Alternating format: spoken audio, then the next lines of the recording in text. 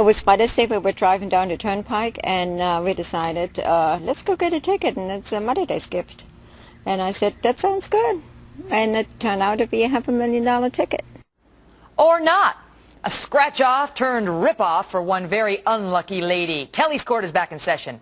On the docket today, Florida's Anne-Marie Curcio thought she won a $500,000 jackpot on one of those scratch-off tickets. She goes to cash in, she and her husband all excited, and then she's told the winning ticket isn't worth the paper it is printed on. The state telling her, sorry, it was a misprint.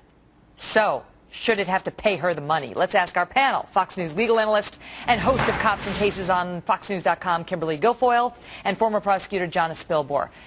Who hasn't bought one of these scratch tickets, right, or at least had one bought for them, where you scratch it off and you win? Can you imagine seeing $500,000 winning and then taking it to the place you bought it, or any place, and being told it was a misprint, Kimberly? Oh, I would get my freak on, okay? Right? Seriously, I would freak out.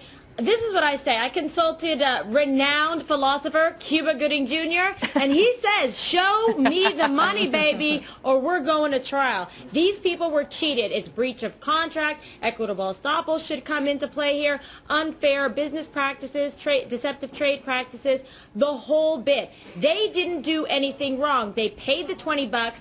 They won big time. It's the fault of the state that they said they had the misprint. Hello, case closed. Jonna, how can they do this? If they can do this to her, then in any case where you win a substantial jackpot in these scratch-off tickets, the state can just say, oh, misprint again. Sorry, we really need a new printer. Right. You know, this pains me because I would want the money too. But think of it this way. If the Lottery Commission cannot control who wins and who doesn't, they can't control if a clerical error is going to result in a windfall, then we would all be winners because we would all be printing our own tickets. They have to But this isn't even arguably a case of fraud. No one's even alleging that the state is admitting that it looks like a winning ticket, but that it was a misprint. Right. I don't really know what that means. It's basically a clerical. Think about it this way. What if you get a bill from your electric company and the bill is wrong? Should you not have to pay the full amount that you actually owed? It's along the same lines. It's basically a clerical error, and the Lottery Commission has to be able to control that they don't have to pay out when there's a misprint or a clerical error. Well, is that true, Kimberly? Because the truth is, you know, when we say Lottery Commission, I think, in the state of Florida, that means the taxpayer, ultimately.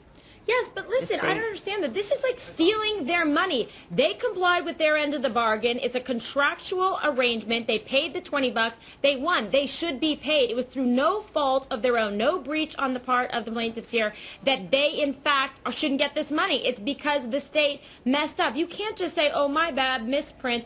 Really? They also didn't have any kind of disclaimer. They have a duty to warn and let the consumers know that perhaps there's been misprints or problems in the past. That's true. It's one thing if you buy the little lottery ticket and on the back it says sometimes there are misprints and this ticket is bought, you know, subject to the approval of the Florida Lottery Commission to say whether it's real. According to her complaint, none of that was on there. And so this poor woman, by the way, her husband just died in the midst of this legal battle. This poor woman buys this thinking, if I win, I legitimately win. That's what we all think when we buy the scratch-off ticket, Jonna. Right, and I agree. That's probably her best argument. The only thing I could say to counter that is, would she have not purchased the ticket if it had fine print that said, oh, by the way, if we misprint, you don't win? She still would have purchased the ticket anyway. What about that? Now, do we have the picture of the lotto ticket? She's keeping the actual lotto ticket, like in a bank, in a safe deposit box. But we've got, this is like the photocopy of it. And she says, she scratched it off. She saw the winning numbers on the ticket. They were 28, 1, 12, 32, and 2.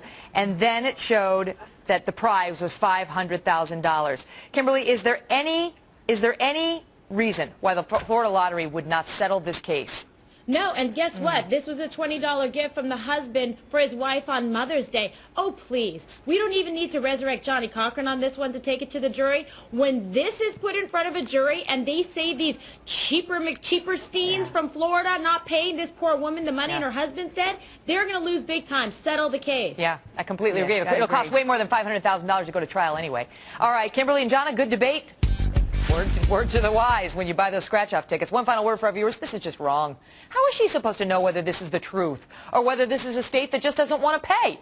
How about the state pays for its own mistake? No disclaimer, no warning, no fair. More in a moment.